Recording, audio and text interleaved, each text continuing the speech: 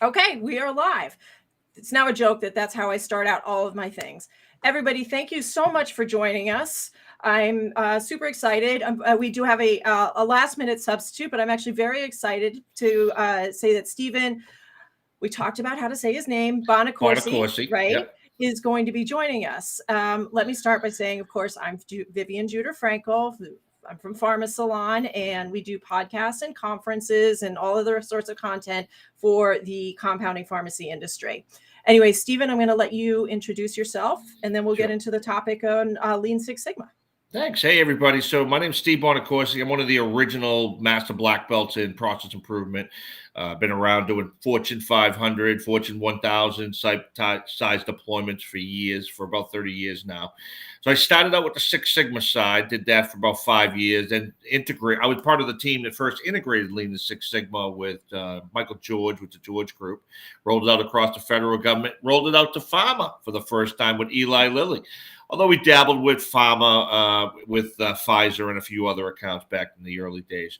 So we've been doing process improvement in in fact, I've worked with ColorCon, right? Just a few other mentions of my friends out there, Merrick, Millipore Sigma, Bristol Myers Squibb, Merrimack Pharma in Boston. So there's been a few of us, as I remember some of their names, Tegra Medical, Microline Surgical. There's quite a lot. In fact, almost everybody out there does Lean Six Sigma today, because we kind of have to if we want to be competitive, right? Yeah. But all of us might approach it a little bit different. All right. Right. And I want to start out by saying, though, and one of the reasons that we're doing this is I've been doing a lot of events and people have been talking to me about management training and streamlining processes and things like that. So I thought it'd be really interesting to talk about Lean Six Sigma.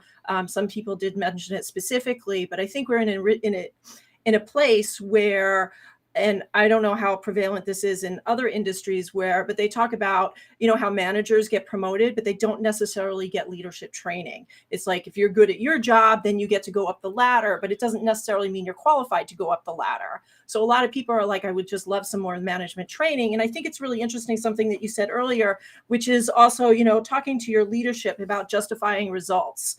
And I think that's a very interesting and important point, because one of the things that we always end up talking about is selling up. I used to do conferences in innovation, and it was always selling up. And actually, I just saw a very funny little, or like a meme going around.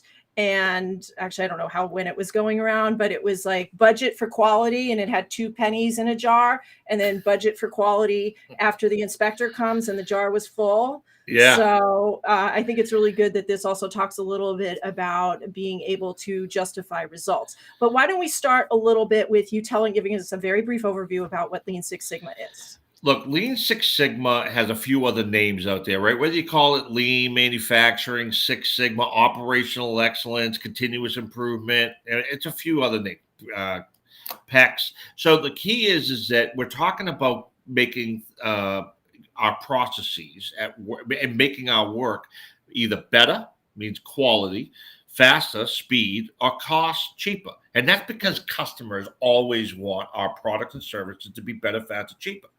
I mean, don't you? Right? Even when you do get what you want, you still want it to be better the next time you go. And so we expect repeatability, reproducibility. And in other cases, when we go and look at process improvement as a whole, something inspires us, something motivates us to get involved with this program. Like you said, something wrong happens, usually what we call the burning platform. Something has to be urgent enough to say, you know what, it's time for us to relook at how we're doing things, whether it be competitive reasons, customers are not happy, employees are walking out the door. There's some reason, compelling reason, that we need to understand to make sure folks understand why we're doing this, why now, and if we don't do it, what's the consequence of not doing that?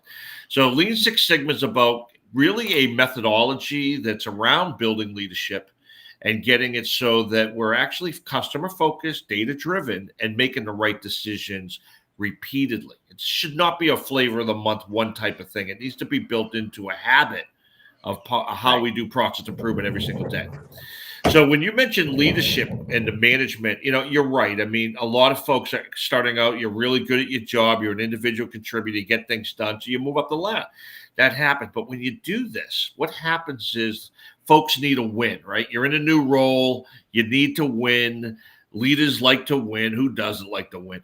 So what you want, a lot of times folks are looking at Lean Six Sigma to help in that process, right? How can I Mhm. use this to win? And what I would tell you is there's different projects out there. We use projects to basically get the results, get the change we want because we want it to stick. But there's different types of projects out there. One of them that's my favorite is called quick wins. Now, you all know about a quick win because it's a just do it, right? It's a no brainer, right? Obvious problem, obvious solution, get it done.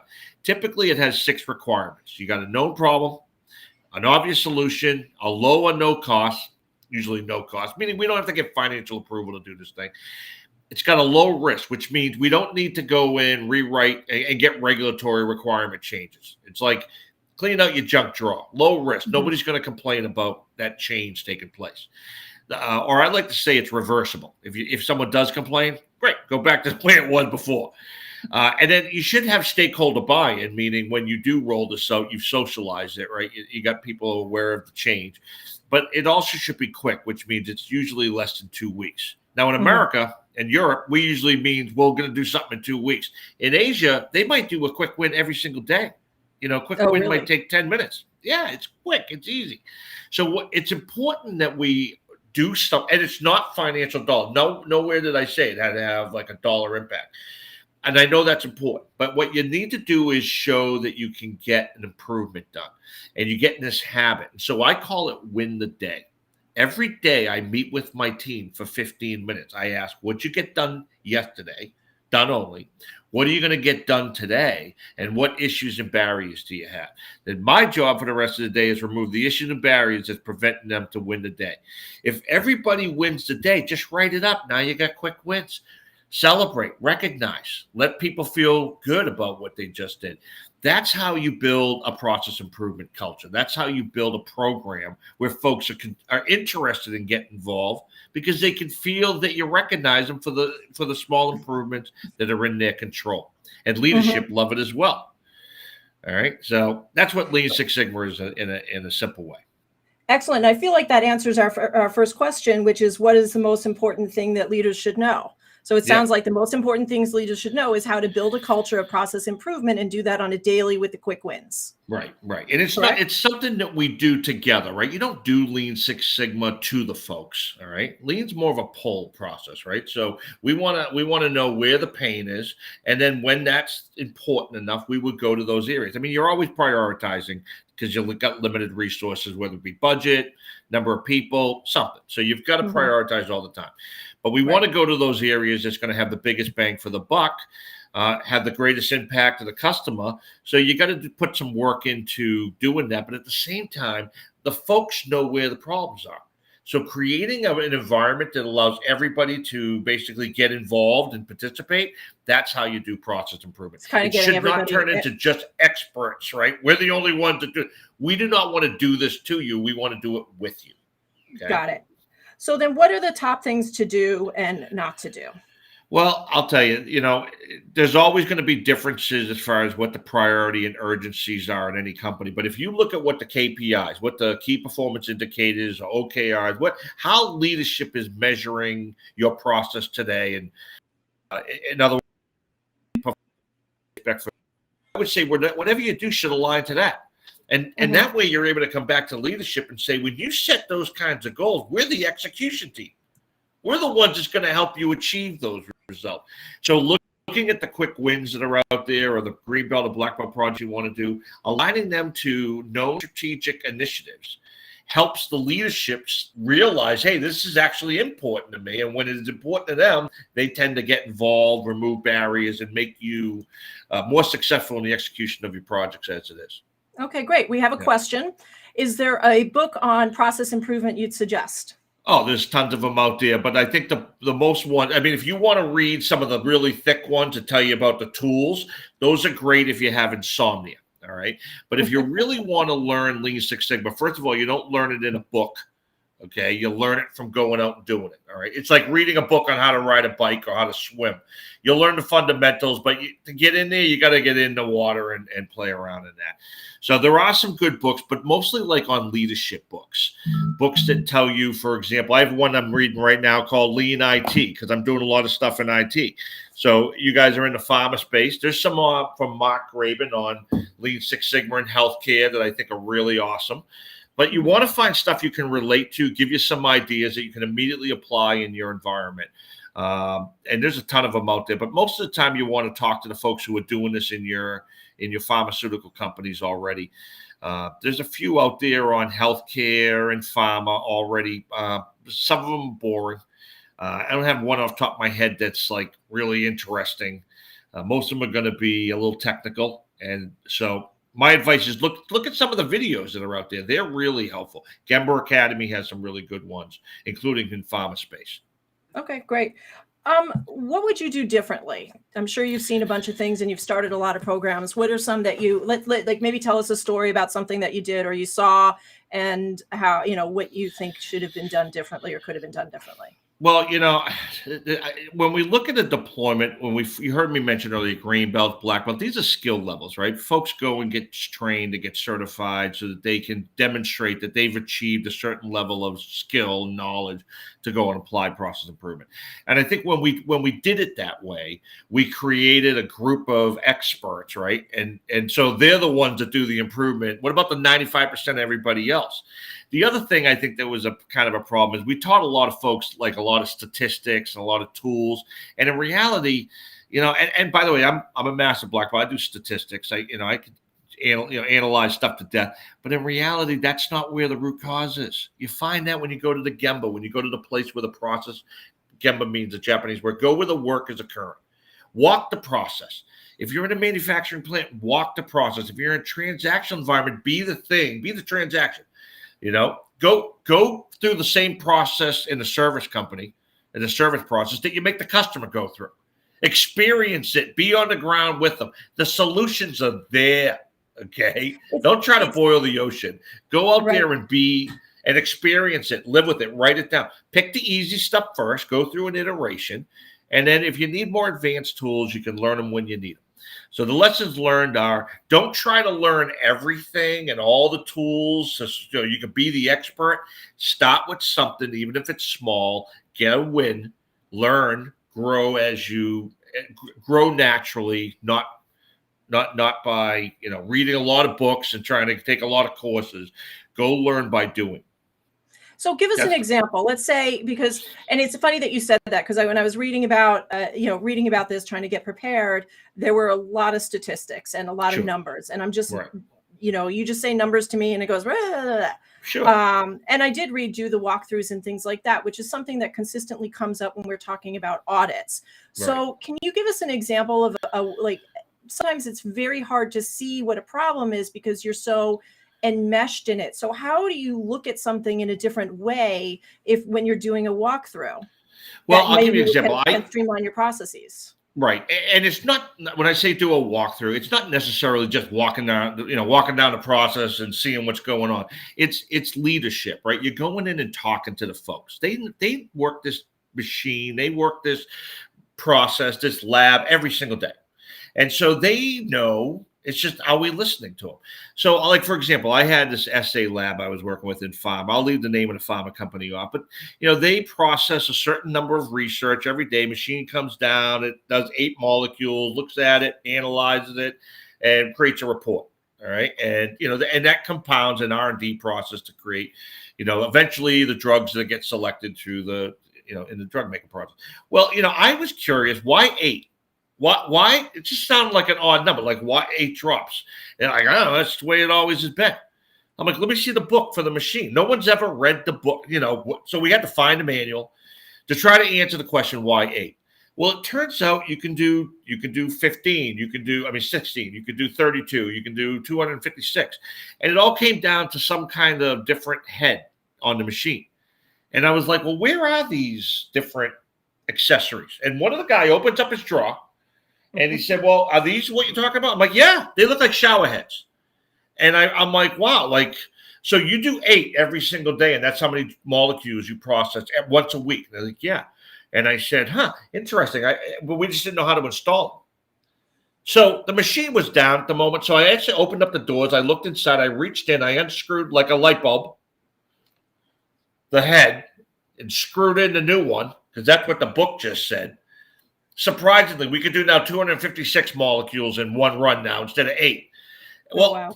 what that did when you looked at the drug making cycle, when we had, I think they had 26 labs, assay labs at the time, that took the drug making cycle from 11 years to 5 with that one change as we rolled this out across 26 different labs.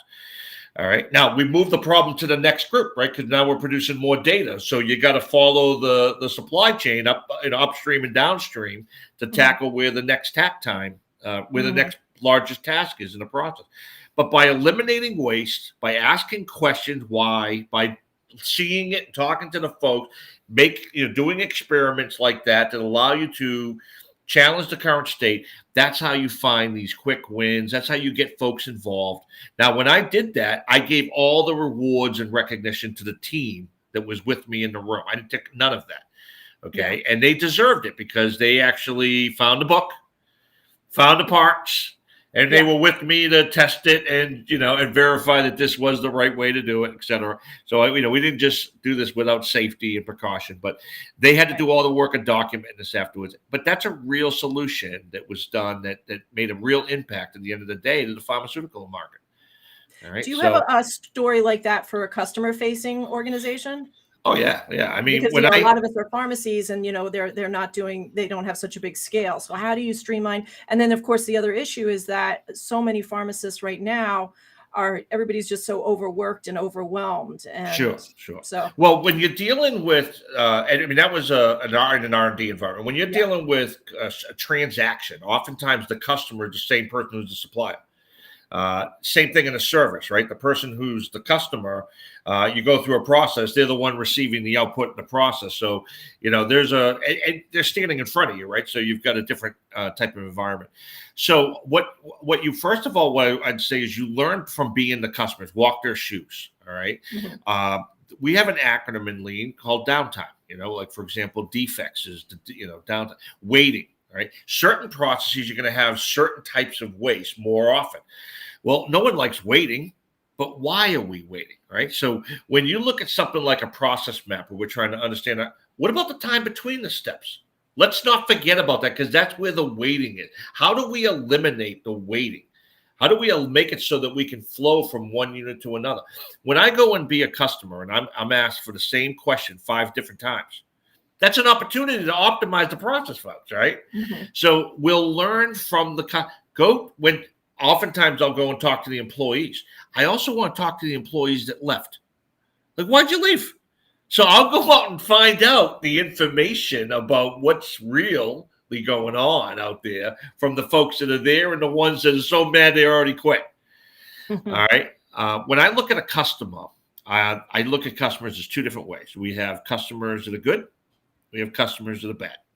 The good customers will tell you when you're screwing up. All right. The bad customers just left. So you've got to go out and kind of find out. Now, when you go and talk to the customer for the first time and try to understand what exactly is your problem, you have no trust. They don't trust you. You pissed them off enough time. We don't believe you really want to listen.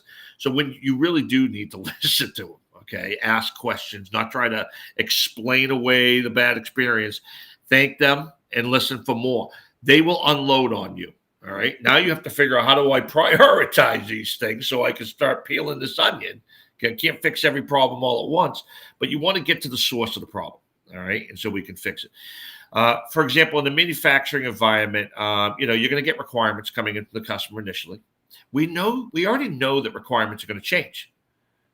They change all the time, right? That's a problem, always, whether it be, in the supply chain, trying to schedule something, order changes. So I think it's key to recognize customer requirements are going to change. Now, how do we build a process that will allow us to find out when they change? How do we find out that faster than we're finding out today? How do we go and have more listening sessions with the customer so we can verify that their requirements have been met, or give them a path when the requirements change to let us know in an easier way, so that we don't have to have like a change request process that's fill out this long form. Can't I just call you? Can't you just find an easy way to let you know what's going on? Don't reroute me to 5 different people. Fix your process so we can make it the experience of the customer efficient, fast, effective, done right the first time, and easy. Simplify it. Remove all the steps that don't need to be there. All right. Get rid of the manual steps and convert them into automation steps, but don't automate waste. Don't automate waste, folks, right? We don't need you to make waste being produced faster as well. How are those for a few ideas? Perfect. We're pretty much at our 20 minutes. I'm just going to throw it out there. Last chance, guys. If anybody has any questions, here's your opportunity. You can ask anything. You've got a great expert here. I run the Lean Six Sigma group on LinkedIn. A lot of you guys might know about that. And I'm also the president of the International Standard for Lean Six Sigma. So if we didn't answer your question today, you listen to the recording, feel free to go to the group. We have, I think, 850,000 plus members today. You can go in there and ask my question. We're in there helping each other all the time, trying to, solve problems together, collaborate together. All right. So it was a pleasure. Thank you, Vivian, today. There are no more questions. You guys have a great day. All right. Thanks so much for doing this last minute. All right. You're welcome.